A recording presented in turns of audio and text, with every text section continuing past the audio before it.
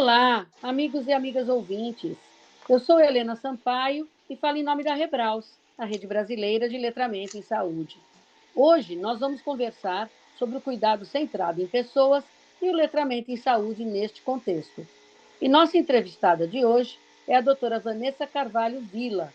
Ela é enfermeira formada pela Universidade Federal do Triângulo Mineiro e tem mestrado e doutorado em enfermagem pela Escola de Enfermagem de Ribeirão Preto, da Universidade de São Paulo.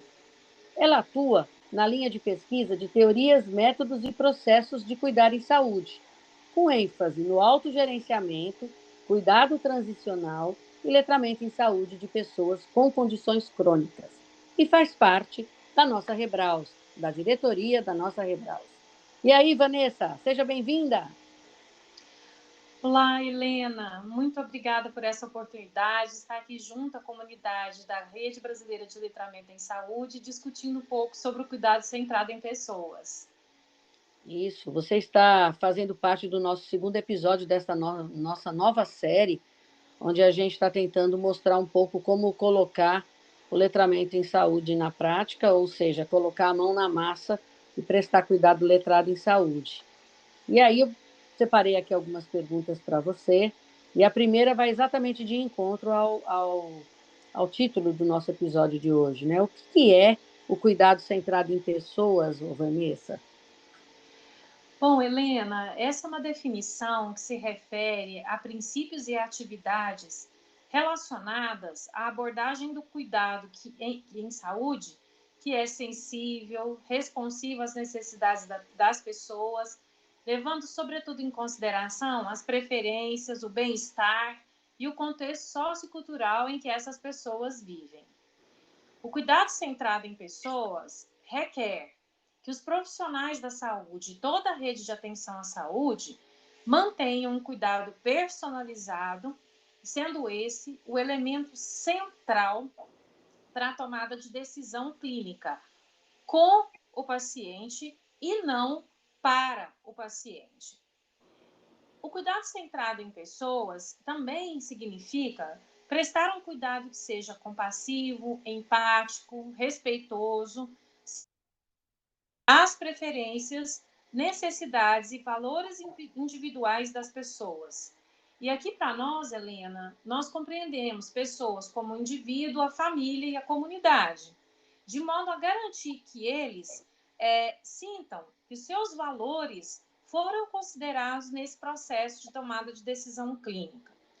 Então, o que significa cuidar pensando nessas pessoas? Significa que elas vão ser informadas ao longo de todo o processo decisório relacionado ao seu cuidado. O professor Donald Berwick, que é referência no estudo de cuidado centrado em pessoas, ele descreve que esse cuidado ele leva em consideração a experiência vivenciada pelas pessoas, sendo essa uma experiência que deve envolver a transparência, a individualização, o reconhecimento, respeito, dignidade e escolha em todos os assuntos, sem exceção. Esses assuntos relacionados tanto à pessoa quanto às circunstâncias e aos seus relacionamentos estabelecidos ao longo do contínuo do cuidado. Isso requer que nós, profissionais da saúde, e que os pacientes sejam parceiros para entender o que é importante para cada indivíduo e para que a gente tome a decisão considerando esses princípios e esses valores. Uhum.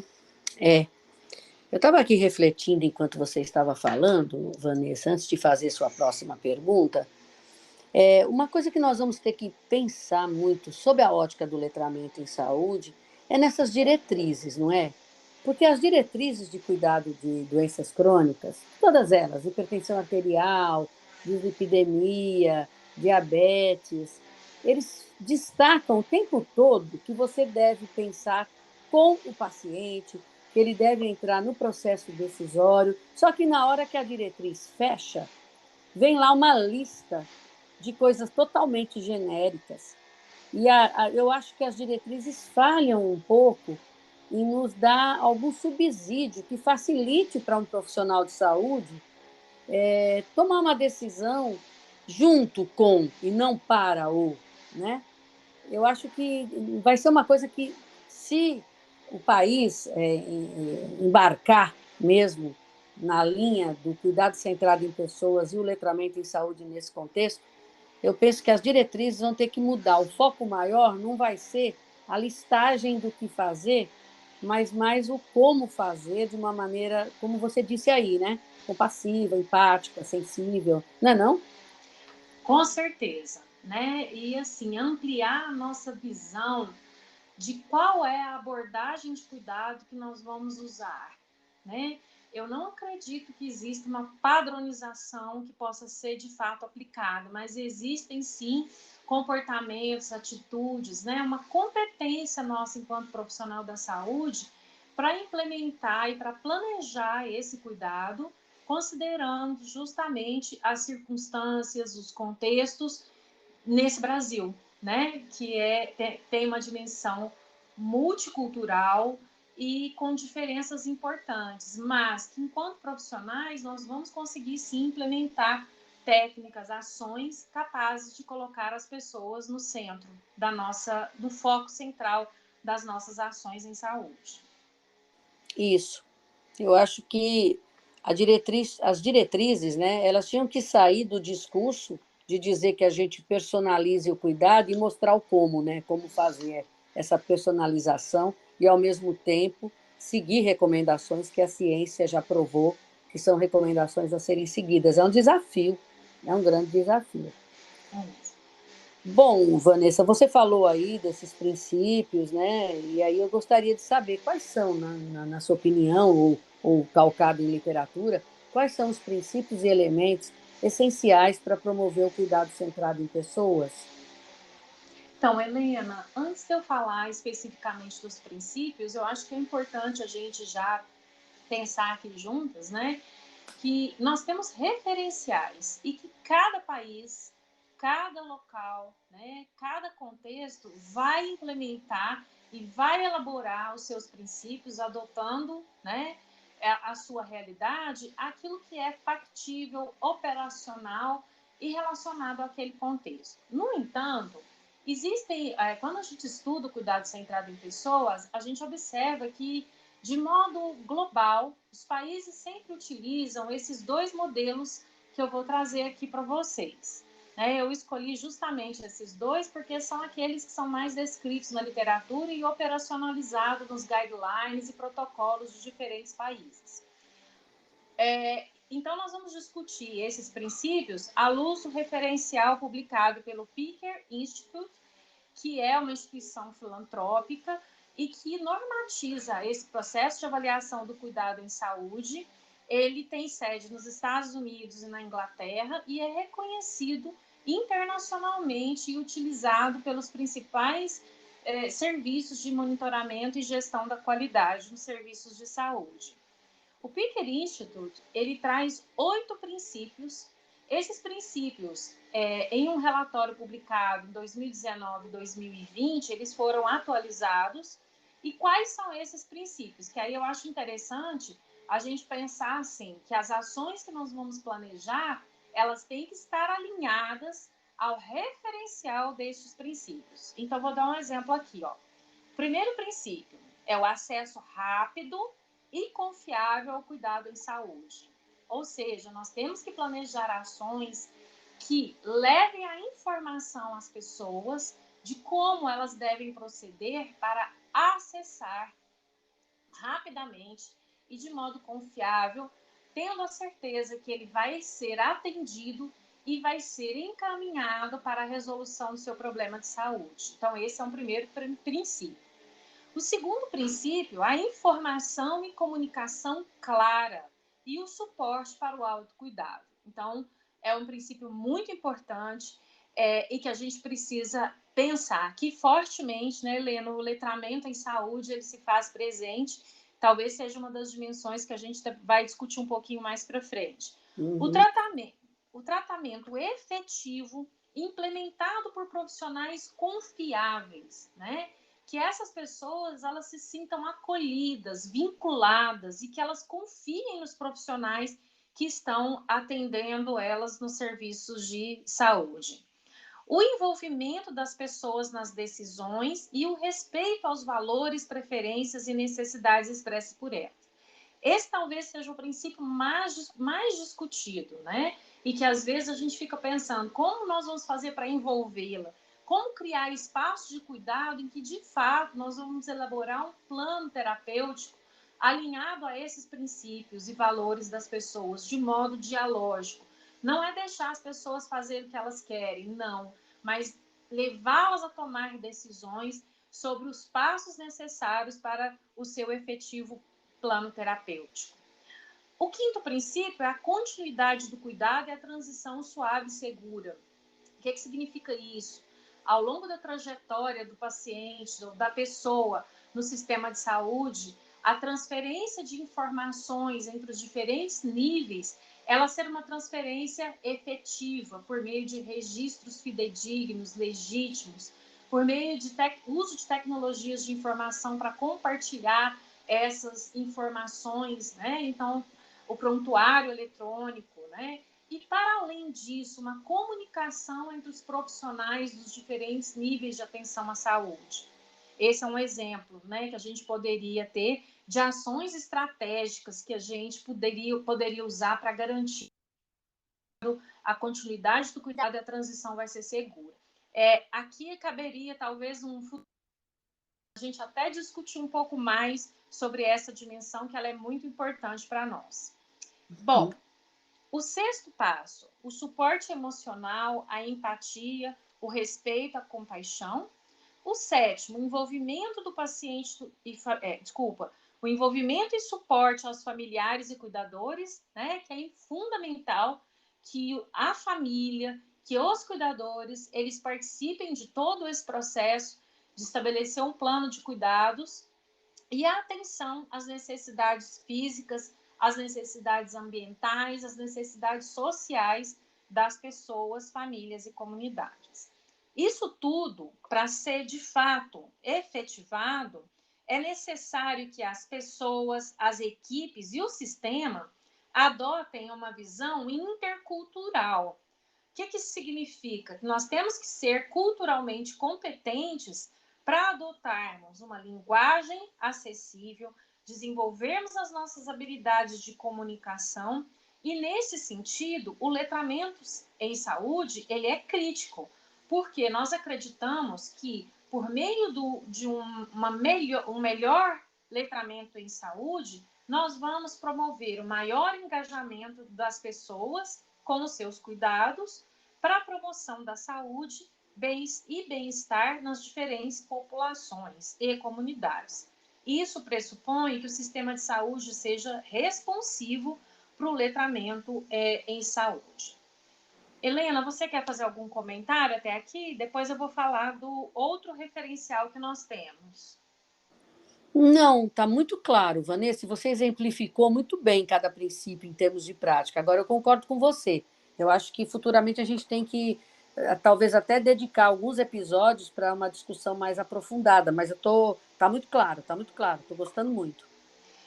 Que bom, porque nós temos também, Helena, um outro referencial da Health Foundation, que também é uma instituição filantrópica no Reino Unido e que estabelece o círculo do cuidado centrado em pessoas, dividido em 4 princípios. O primeiro princípio que este modelo traz é assegurar que as pessoas sejam tratadas com dignidade, compaixão e respeito. Aqui nessa dimensão, parte-se muito do pressuposto que nós vamos individualizar, personalizar esse cuidado para aquela pessoa no contexto do atendimento em saúde. E nós vamos oferecer um cuidado, o apoio ou o tratamento coordenado e vamos oferecer o cuidado e o apoio e tratamento personalizado. Quando a gente faz essas duas dimensões, a coordenação e a personalização, nós automaticamente temos que assumir um modelo de cuidado que seja abrangente, compreensivo, que seja interprofissional e direcionado. Já vem conversando a todo instante, né? para as crenças, valores e preferências dessas pessoas. E, sobretudo, o quarto princípio, isso tudo só vai ter sentido se nós apoiarmos essas pessoas para que elas reconheçam e desenvolvam suas aptidões, competências para terem uma vida independente, com bem-estar, conforto e a melhor felicidade possível no seu contexto de vida. São esses, Helena, os dois modelos e princípios. Agora, eu queria só destacar para você que a literatura, quando vai discutir esse aspecto, ela traz o quanto nós temos diferentes abordagens e opções, né? Mas a todo instante eles ressaltam a importância de que cada localidade, cada país elabore as suas políticas, os seus planos operacionais em nível governamental para estabelecer quais serão esses princípios e elementos aplicados às realidades locais, né, ou às realidades nacionais, considerando a peculiaridade de cada sistema de saúde. Tá? Acho que isso é importante. É importante. E, inclusive, assim, você faz, logicamente, os dois documentos, eles fazem uma divisão didática, mas a gente nota claramente, até pela maneira como você expôs, que é uma cadeia, né? A coisa vai acontecendo simultaneamente e de uma forma uniforme, para que realmente, no final, você logre com todo o cuidado centrado em pessoa que se quer, né? É bem interessante. É muito bom para os nossos ouvintes isso, porque eles vão tendo algumas ideias de como é que eles precisam pensar para agir, né? E aí, Helena, nesse sentido, né, eu fiquei pensando assim, como que a gente começa a estudar esse tipo de temática, né? Ao longo da nossa formação e da nossa carreira profissional, a gente vai se sentir incomodado com a realidade e vai buscando respostas, né? E, particularmente, eu tenho encontrado respostas para diferentes questões relacionadas a esse enfrentamento das condições crônicas. E o modelo de cuidado centrado em pessoas, ele responde, mas, como nós já falamos, né? Cada um desses princípios requer um estudo aprofundado, né? Requer uma compreensão aprofundada que a gente vai fazendo à medida que vai desenvolvendo nossas pesquisas e aprofundando as nossas reflexões. E principalmente a vontade de fazer, né? Porque senão fica. Eu acho que nós temos que mudar um pouco também, Vanessa, a maneira como a gente passa esses conteúdos. De um modo geral, estou falando generalizando, lógico que tem gente que passa de outro jeito, mas de um modo geral, nós passamos esses conteúdos como se fossem umas regras a passar numa graduação, né? E a gente não mostra assim para o aluno da graduação o que ele vai fazer com esse ensinamento, como é que ele vai aplicar. Eu lembro que muito tempo na minha graduação em nutrição, eu tinha uma disciplina de filosofia. Filosofia é uma disciplina importantíssima, né? E na época ficou assim uma listagem de coisas que o professor não fez o menor gancho com como que eu ia usar aqueles ensinamentos, aquela aprendizagem no meu futuro, entendeu? No meu futuro profissional, até pessoal. Então, eu acho que nós temos que. E é uma disciplina riquíssima, né? Foi um espaço que se perdeu na minha graduação. Então, eu fico imaginando a mesma coisa quando a gente fala no cuidado centrado em pessoas e nessas duas referências que você traz, que fala desses princípios. Se um professor, uma pessoa que abordar esse tema numa graduação, numa conferência, não fizer do jeito que você fez agora, fazendo mostrando para nós essa importância e uma um certo envolvimento e compromisso que nós temos que ter, né? Eu acho que também vai se perder, né? Então é importante que quem tenha essa responsabilidade nas graduações, nas pós-graduações, que se alerte, que se atente para isso também, né? É isso mesmo, Helena. E aí eu vou agora para os fatores, né? Os fatores que podem contribuir para esse cuidado. Você falou dos princípios, né? Então, quais são os fatores que podem contribuir para que isso ocorra, hein? Olha, Helena, os fatores, né, quando nós pensamos, eles são fatores multidimensionais, né?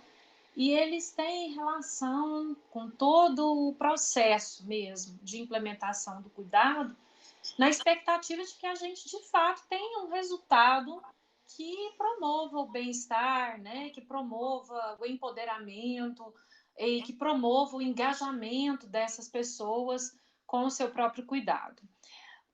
A gente tem vários estudos que abordam esses aspectos em termos de contribuição, né?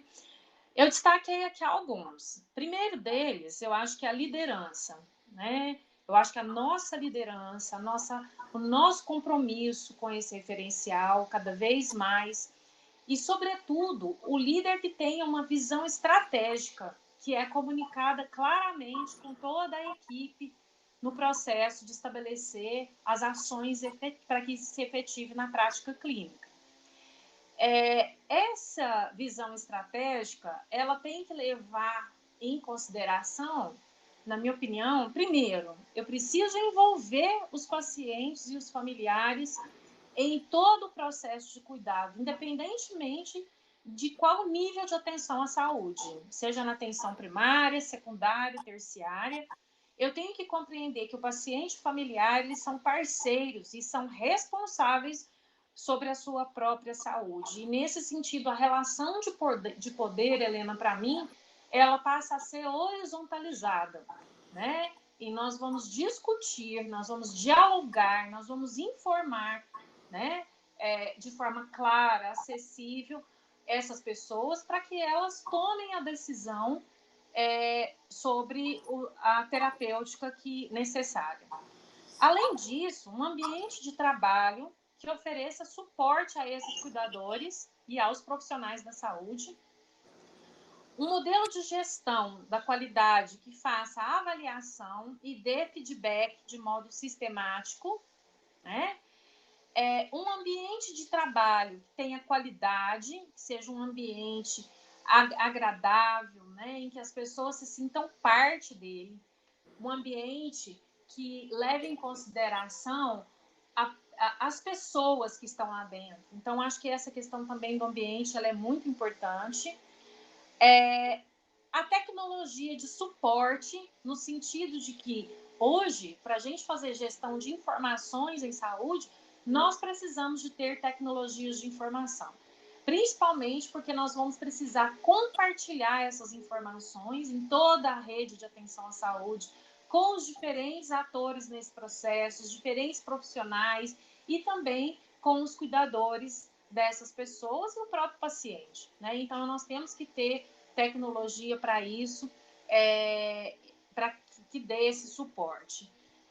Aqui eu toquei no assunto tecnologia, eu acredito também muito, Helena, que não é só tecnologia em termos da informação, né, de usar recursos digitais, mas também tecnologia leve, né, que ter habilidades para estabelecer uma boa relação terapêutica, né, com as pessoas, as famílias e comunidades. Então, acho que a gente tem que desenvolver bastante essa área também.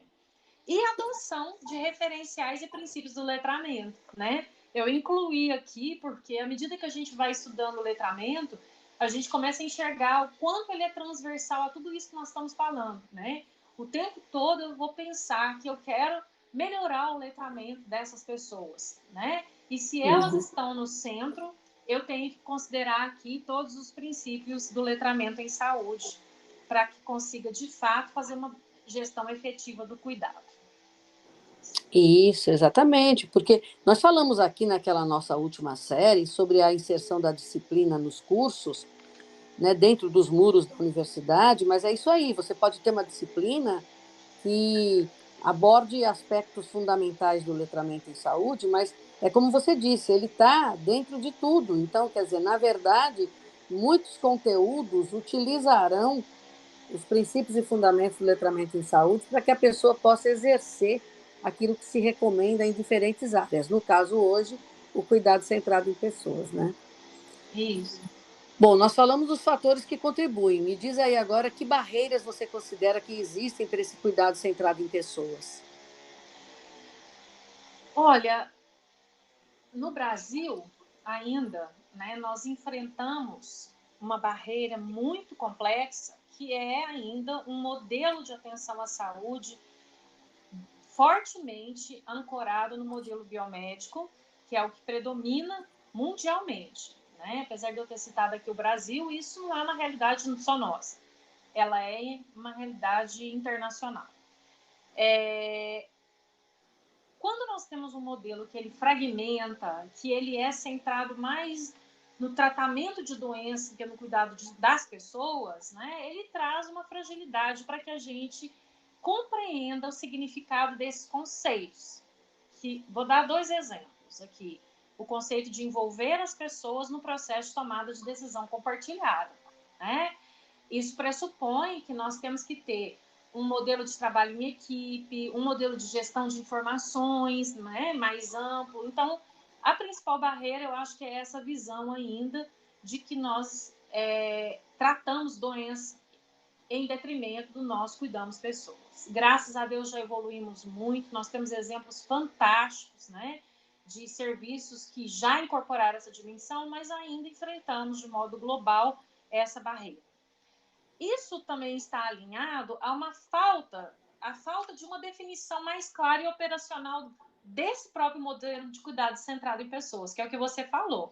Nós temos muitos conceitos, mas nós temos uma dificuldade de deixar isso claro, objetivo, que a gente precisa fazer, por onde começar, né? Então, essa é uma crítica também que a literatura traz.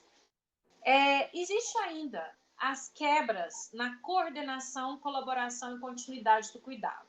Eu chamaria esse ponto de que nós temos uma transição insegura do cuidado, uma transferência de responsabilidades do cuidado que não incorpora esses conceitos de fato, né? Que não comunica adequadamente com as pessoas, explicando para elas o que vai acontecer depois daquele nível de cuidado. Né? Então, vou dar um exemplo. O que vai acontecer com você após a sua alta hospitalar? Como você vai se cuidar? Né? Então, isso traz uma quebra nesse cuidado e é uma barreira que a gente enfrenta ainda. A escassez de profissionais, porque esse modelo ele pede um modelo que incorpore gestão de caso, que incorpore a individualização do cuidado, e isso requer mais recursos humanos, então um investimento necessário. E, por fim, a inadequada abordagem dessa temática na formação dos profissionais de saúde. Nós temos um déficit de abordagens pedagógicas e curriculares que coloquem ênfase no cuidado centrado em pessoas e no letramento em saúde, né, Helena? Como a gente já vem discutindo. E, sobretudo, nós temos um déficit em práticas e programas de formação interprofissional. Porque, para que isso aconteça, a interprofissionalidade e o trabalho colaborativo são condições sine qua non, né? Para que a gente, de fato, tenha isso efetivado. Então, eu acho que, em termos de barreiras, essas que eu mencionei são, assim, de uma forma global, as mais citadas.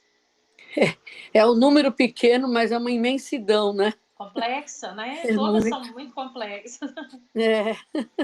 Parece pouco, mas não é. E escute, bom, você vem pontuando a importância do letramento desde o começo da tua fala, mas assim, fechando de uma maneira mais formal, né? Qual é a importância do letramento em saúde nesse contexto do cuidado centrado em pessoas?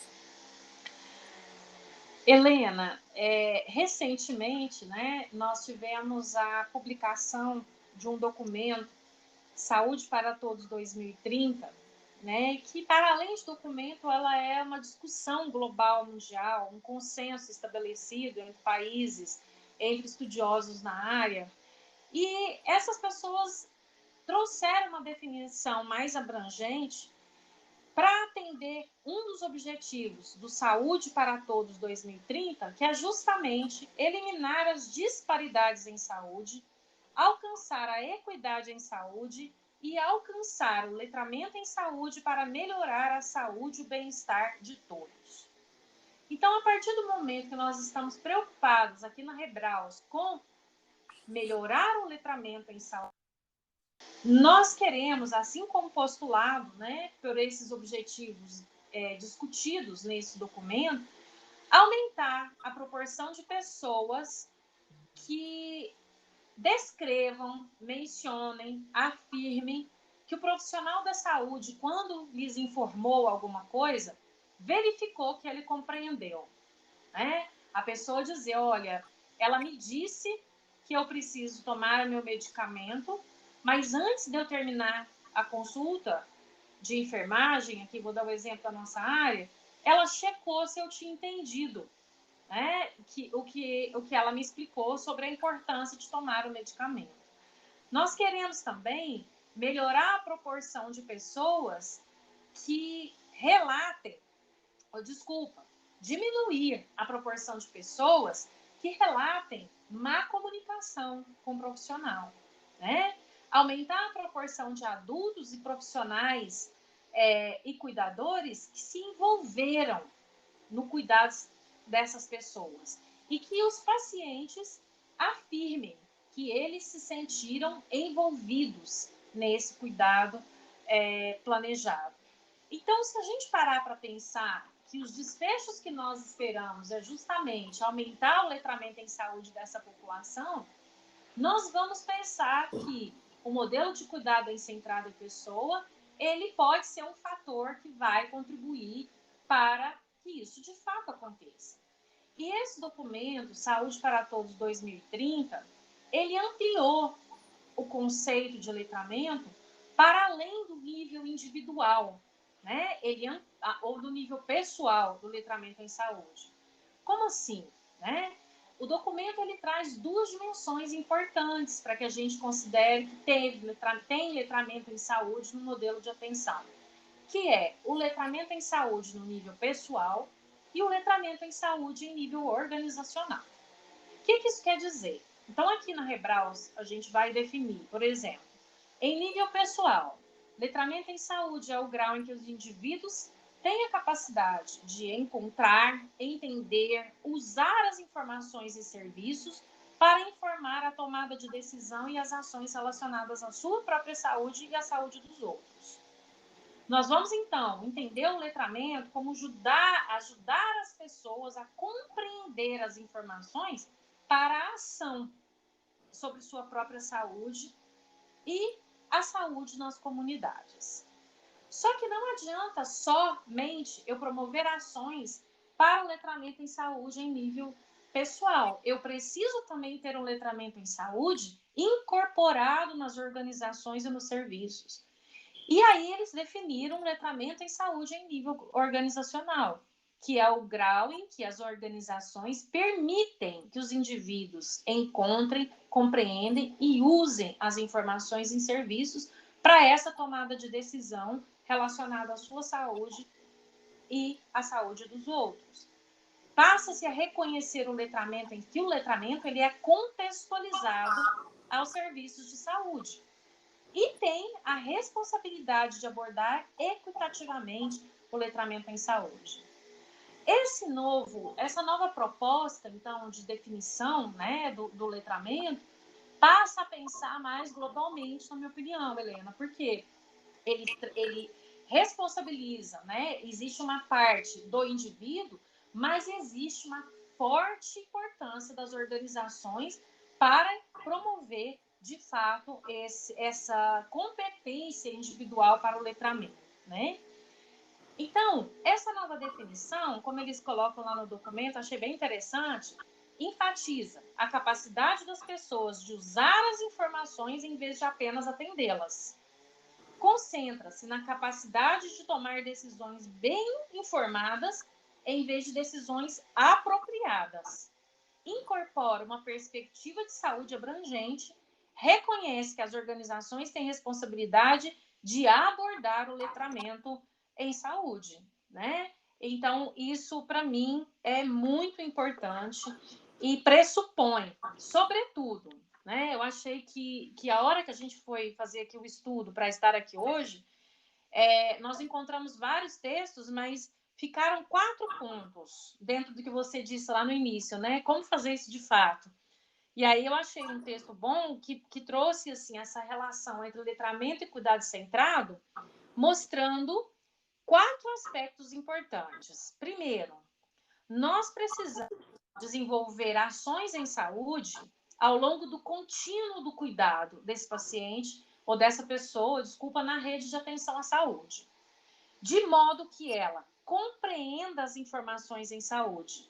Para isso, Helena, comunicação clara, adequada às necessidades e preferências, linguagem simples e capacidade do uso do feedback.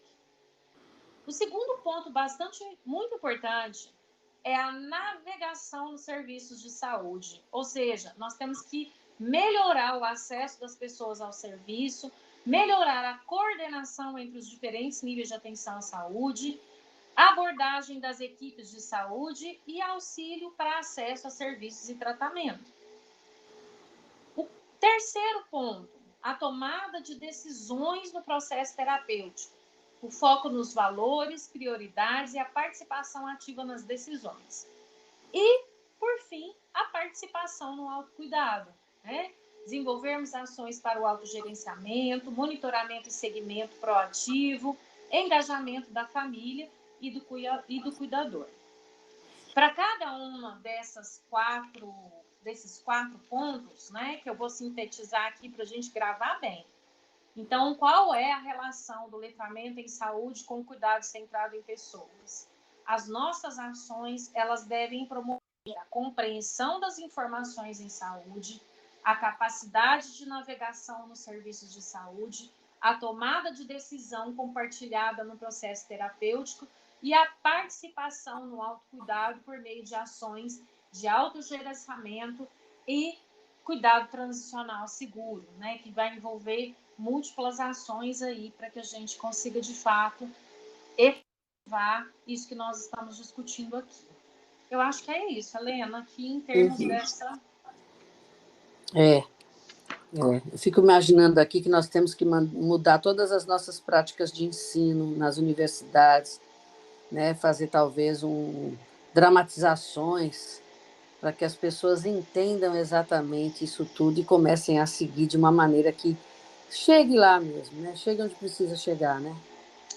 Exatamente. E, Vanessa, e como é que a gente pode avaliar se realmente isso está acontecendo nos sistemas de saúde? Falando em termos genéricos, né? Porque aqui no Brasil a gente sabe que tem muitas lacunas, né? Mas assim, como é que a gente pode avaliar isso? Se está ocorrendo ou não no sistema de saúde? Esse, para mim, Helena, é o capítulo mais complexo, né?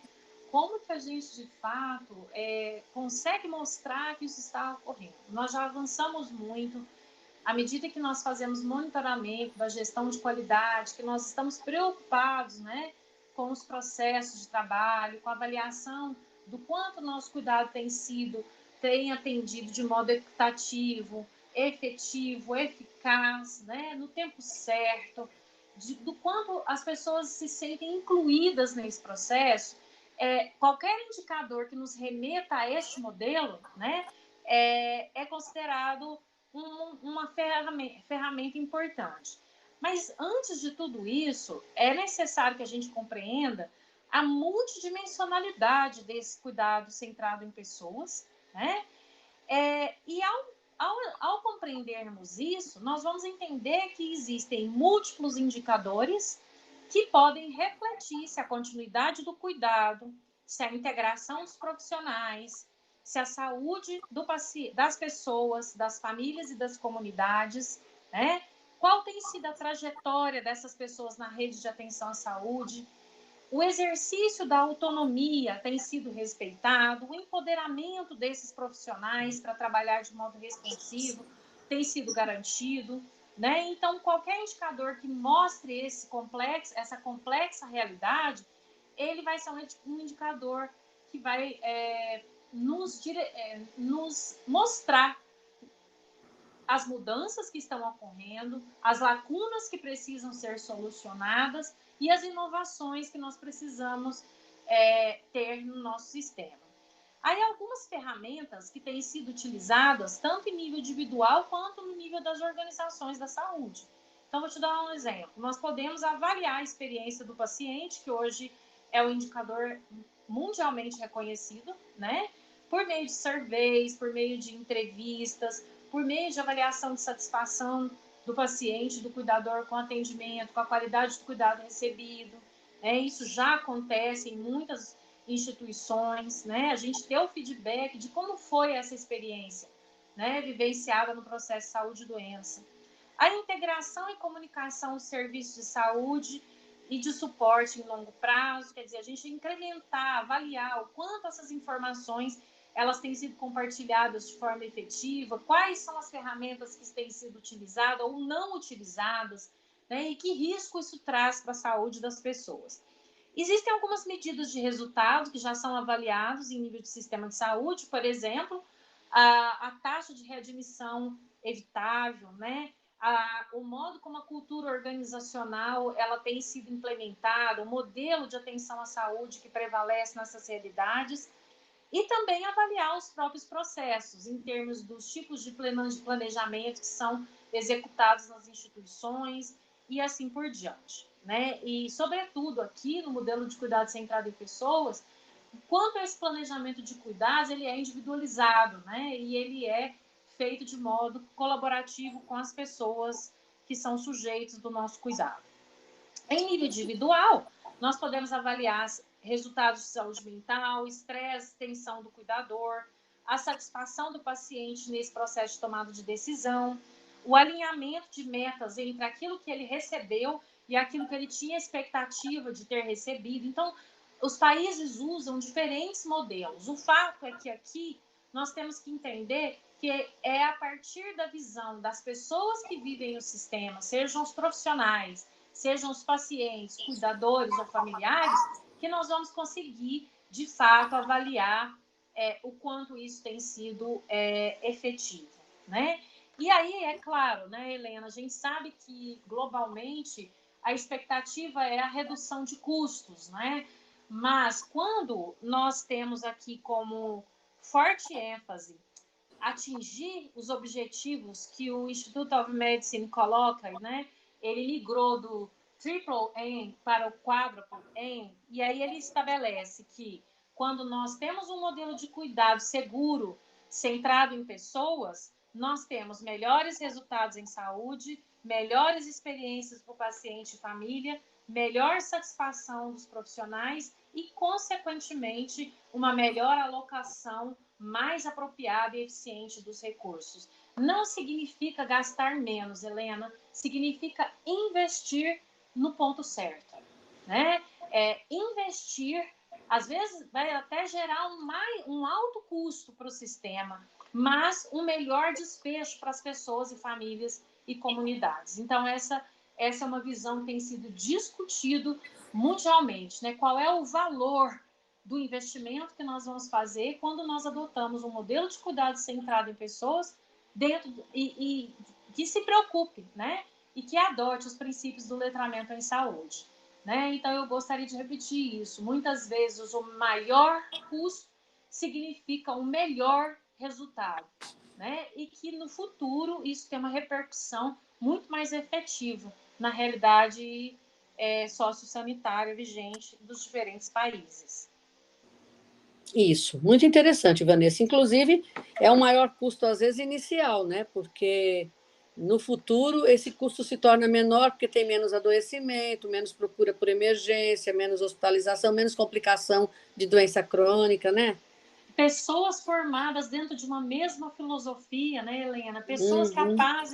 Pessoas capazes de atuar em equipes de diferentes locais, melhora a nossa capacidade para atuar em rede, né? Isso. E isso requer um investimento, porque nós precisamos desenvolver a competência, né, para o cuidado centrado em pessoas e aqui a competência para o letramento em saúde. Não dá para a gente deixar de falar nisso, né? Então, é um investimento necessário e que tem se mostrado efetivo nos países e que já adotam isso nas suas políticas, né?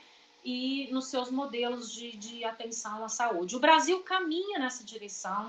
Nós já temos, como eu já disse, várias realidades no país que adotam e que têm se demonstrado efetivo. Nós estamos em rede, até um convite, talvez, Helena, para o futuro, as pessoas começarem a trazer experiências exitosas, né, de cuidado centrado em pessoas, diferentes ações. Acho que seria legal a gente ter um momento depois como esse. Uhum. Sim, com certeza. com certeza. As experiências são muito ricas. Às vezes a pessoa nem sabe que está fazendo isso e está fazendo, né?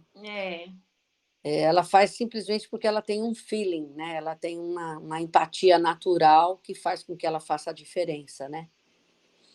isso. E, Vanessa, eu terminei aqui as minhas perguntas. Eu queria saber se você ainda quer acrescentar alguma coisa para os nossos ouvintes. Eu queria sim, Helena. Então, assim, primeiro dizer o quanto eu estou feliz com esse momento, enquanto profissional, enquanto pesquisadora, enquanto alguém que acredita muito no cuidado centrado em pessoas e que estuda um pouco sobre isso. Cada dia que a gente lê é uma oportunidade de refletir. E essa foi uma das melhores oportunidades, Helena, que eu tive até agora para tentar fazer essa análise. É, eu queria que a gente não esquecesse que o cuidado centrado em pessoas ele é um núcleo de um sistema de saúde de alta qualidade. E ele é o referencial para o atendimento seguro, eficaz, oportuno e equitativo. Para isso, é condição essencial que nós entreguemos um cuidado em saúde que incorpore, sobretudo, as crenças culturais de cuidado que atendam às necessidades dessas populações multiculturais. Os sistemas que trabalham com cuidado centrado em pessoas e que incorporam os princípios do letramento em saúde, nós temos o seguinte modelo. Primeiro, o paciente ele é tratado com respeito, dignidade e compaixão. Os profissionais de saúde comunicam, compartilham informações completas e imparciais com o paciente e família de modo útil e afirmativo. Esse é o segundo ponto.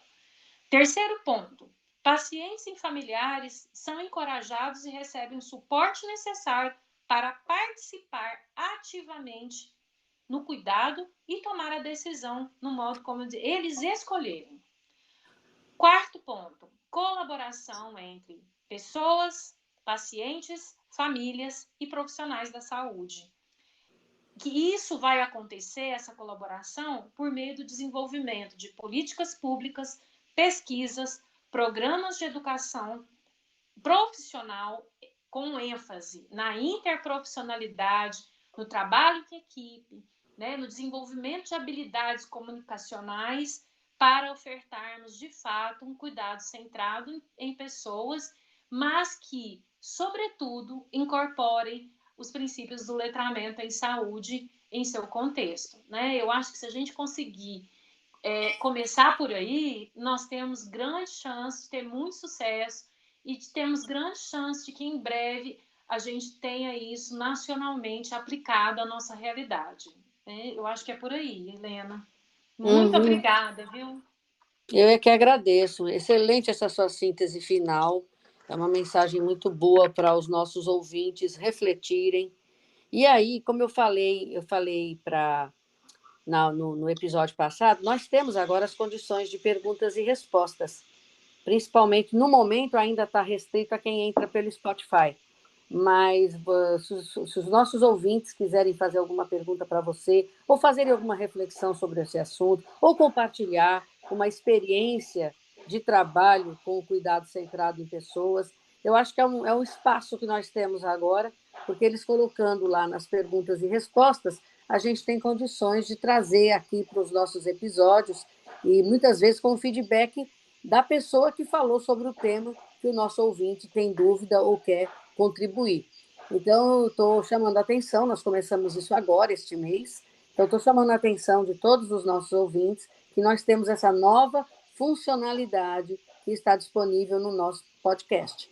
E a gente se compromete a trazer os posicionamentos de todos vocês, ouvintes queridos, para esses episódios, quando eles entrarem na sua escala de apresentação. Então, eu quero agradecer mais uma vez, Vanessa, você ter estado com a gente hoje, tá? Com essa rica contribuição do cuidado centrado em pessoas, o nexo que é feito em relação ao letramento em saúde nesse contexto. Quero agradecer a audiência dos nossos amados ouvintes e quero dizer que estamos aguardando vocês para o próximo episódio, para que a gente continue colocando a mão na massa em relação ao letramento em saúde. Obrigada, gente. Até lá. Obrigada, Helena. Tchau, pessoal.